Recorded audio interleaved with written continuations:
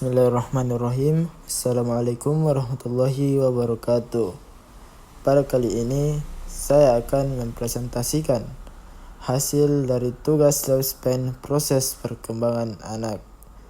Sebelum itu, pertama-tama perkenalkan, nama saya Muhammad Nafsyah Dwi Tahta, akrab disapa Ata. Saya lahir di Kota Makassar pada tanggal 9 Agustus 2007 dan saya sekarang berumur 18 tahun. Saya anak ketiga dari 4 bersaudara. Hobi saya adalah bermain game dan berolahraga seperti futsal dan berenang. Saya memperoleh informasi perkembangan saya berdasarkan dengan mewawancarai ibu saya. Berikut ini adalah dokumentasi diri saya pada masa bayi, anak-anak awal, dan anak-anak tengah dan akhir.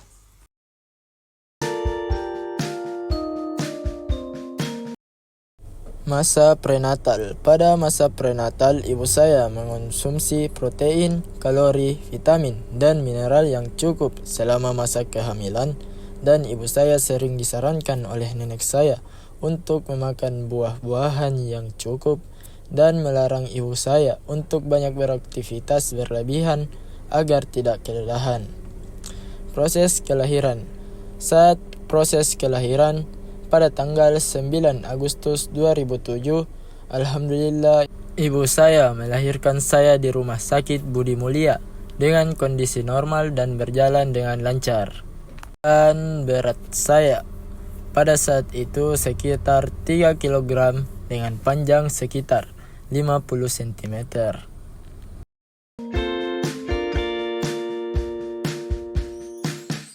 Dari hasil analisis kasus ibu saya menunjukkan penerapan yang bagus dari faktor lingkungan sebelum lahir yang memberikan perlindungan. Konsumsi makanan bergizi adalah bagian penting yang mendukung pertumbuhan janin secara biologis, dan saran untuk menghindari kelelahan berlebihan bertujuan menjaga kesehatan tubuh ibu serta keseimbangan stresnya. Hal ini secara keseluruhan sangat memengaruhi kualitas pertumbuhan saya di masa depan, sesuai dengan pendapat Santrok tentang pentingnya perkembangan sepanjang hidup yang dimulai sejak masa pembuahan. Berikutnya, analisis menurut Ron Van Brenner, kelahiran saya yang berjalan normal dan lancar. Dengan berat badan dan panjang yang sehat adalah hasil dari kerjasama yang baik antara beberapa sistem.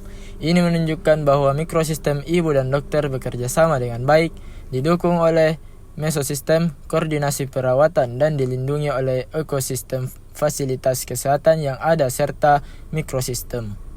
Fasilitas kesehatan yang ada serta makrosistem, nilai dan standar kesehatan masyarakat pada tahun 2007. Masa bayi 0 sampai 2 tahun. Perkembangan motorik. Saya mulai bisa berjalan dan merangkak pada usia 1 tahun. Itu menunjukkan perkembangan motorik kasar yang sesuai dan cepat.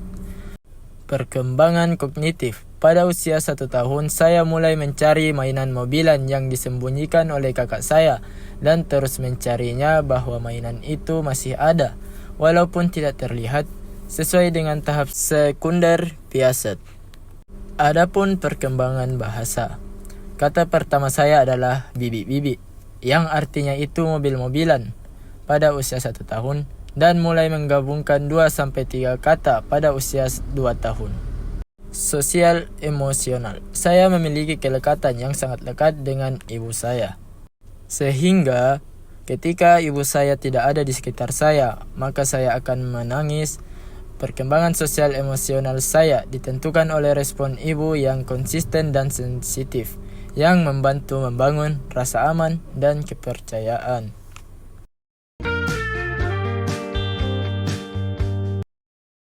Masa anak-anak awal usia 2-6 tahun. Perkembangan fisik. Pada saat usia 4 tahun, saya mulai belajar bersepeda dengan roda 4 dan 2 roda pembantu. Perkembangan kognitif.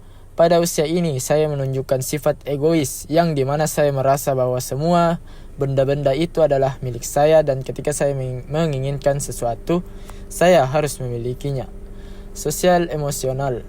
Pada masa ini, saya mulai diajarkan mana yang benar dan salah, sehingga ketika saya berbuat kesalahan, saya takut dihukum oleh orang tua saya. Perkembangan bahasa saya pada usia ini, saya mulai menguasai banyak kosakata dan banyak bicara atau cerewet. Moral, pada masa ini ketika saya dilarang melakukan sesuatu yang dilarang oleh ibu saya, terkadang saya masih keras kepala untuk melakukan hal tersebut.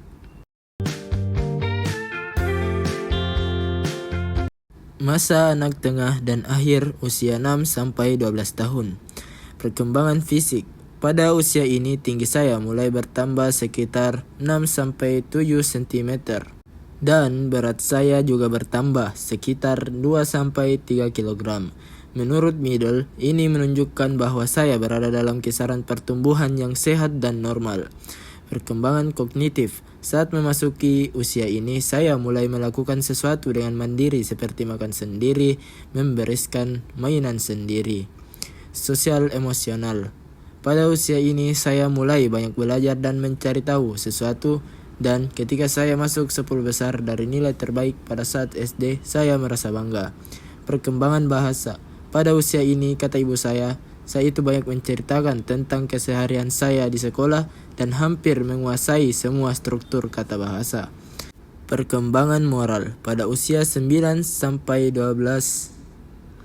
kata ibu saya itu terkadang ketika nilai ujian saya jelek, saya mengubah angkanya dari kertas ujian tersebut agar saya tidak diketahui oleh ibu saya, namun saya tetap ketahuan.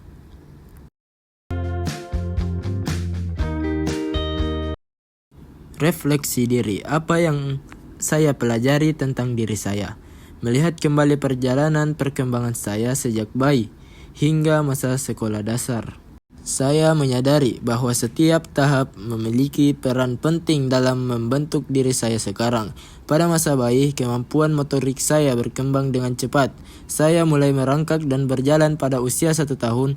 Ini menunjukkan bahwa tubuh saya berkembang kuat dan siap mengeksplorasi dunia. Di usia yang sama, saya sudah menunjukkan kemampuan kognitif yang baik dengan mencari mainan yang disembunyikan. Hal ini mencerminkan rasa ingin tahu dan kemampuan memahami bahwa benda tetap ada meskipun tidak terlihat. Kelekatan yang kuat dengan ibu saya menunjukkan bahwa saya tumbuh dalam lingkungan yang penuh kasih dan rasa aman. Rasa aman itu menjadi dasar kepercayaan diri saya dalam menghadapi dunia. Memasuki usia 4 tahun, saya belajar bersepeda, mulai menunjukkan sifat egois, keras kepala, dan takut pada hukuman ketika berbuat salah.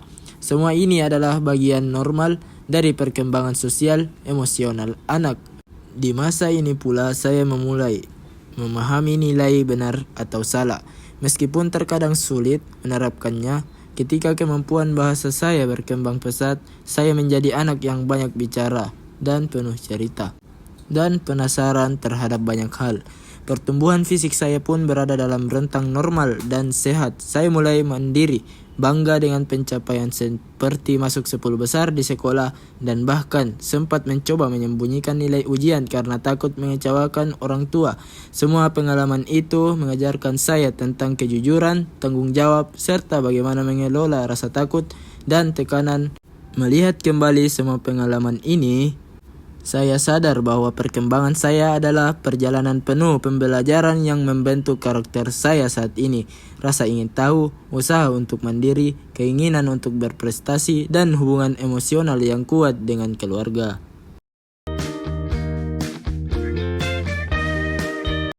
Selanjutnya, apa yang saya pelajari tentang perkembangan saya? Yang pertama, setiap tahap perkembangan punya makna. Kemampuan berjalan, berbicara, bersepeda, dan belajar di sekolah bukan hanya kemampuan keterampilan, tetapi tonggak penting yang membentuk cara saya melihat diri sendiri di dunia. Yang kedua, lingkungan yang suportif sangat berpengaruh. Kedekatan yang kuat dengan ibu dan dukungan keluarga memberi saya rasa aman. Ini membantu saya berkembang secara emosional dan sosial. Yang ketiga, kesalahan adalah bagian dari pertumbuhan. Perilaku seperti keras kepala, merasa semua barang adalah milik saya, atau mengubah nilai ujian menunjukkan bahwa saya sedang belajar tentang aturan, moralitas, dan konsekuensi. Yang keempat, rasa ingin tahu adalah kekuatan. Kebiasaan banyak bertanya, mencari benda yang disembunyikan, dan bercerita menunjukkan bahwa saya tumbuh sebagai individu yang aktif secara kognitif.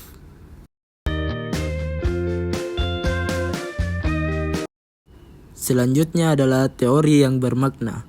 Dari cerita perkembangan saya, ada beberapa teori psikologi yang dapat dipelajari dan relevan.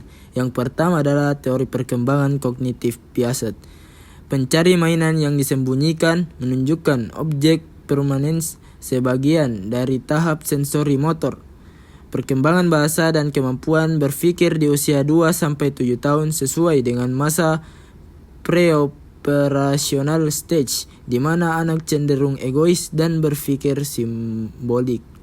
Maknanya, saya berkembang dengan baik sesuai tahap kognitif usia saya, menunjukkan rasa ingin tahu dan kemampuan mental yang sehat. Yang kedua, teori kelekatan attachment Bowlby. Kelekatan kuat dengan ibu menunjukkan secure attachment. Ini membuat anak merasa aman, berani mengeksplorasi, dan punya dasar emosi yang stabil. Maknanya, hubungan dengan ibu sangat berpengaruh dalam membentuk rasa aman, kepercayaan, dan kemampuan sosial saya. Yang ketiga, teori perkembangan psikososial Erik Erikson. Masa bayi, terbentuk rasa percaya, usia anak-anak, belajar mandiri, usia prasekolah, belajar mengambil inisiatif, usia sekolah, bangga masuk 10 besar, tapi merasa takut saat nilai jelek. Maknanya, saya mengalami tantangan dan keberhasilan sesuai tahap yang membentuk rasa kompeten dan percaya diri. Yang keempat, teori moralitas Kohlberg.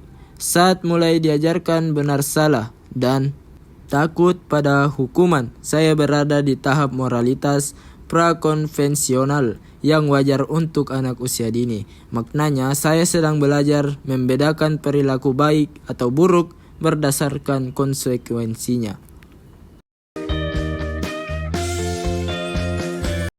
Selanjutnya, apresiasi kepada keluarga saya. Terima kasih yang sebesar-besarnya untuk keluarga saya. Terima kasih kepada ibu saya yang selalu hadir dengan kasih kesabaran dan perhatian yang membuat saya merasa aman sejak kecil.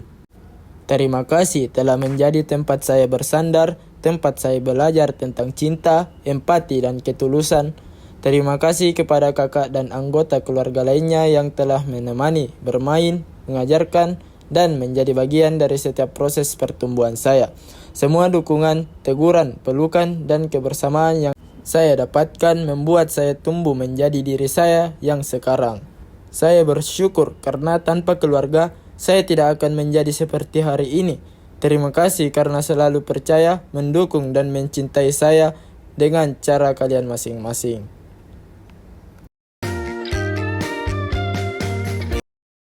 Demikian dari proses perkembangan saya. Terima kasih dan mohon maaf ketika ada kelebihan dan kekurangan. Terima kasih. Assalamualaikum warahmatullahi wabarakatuh.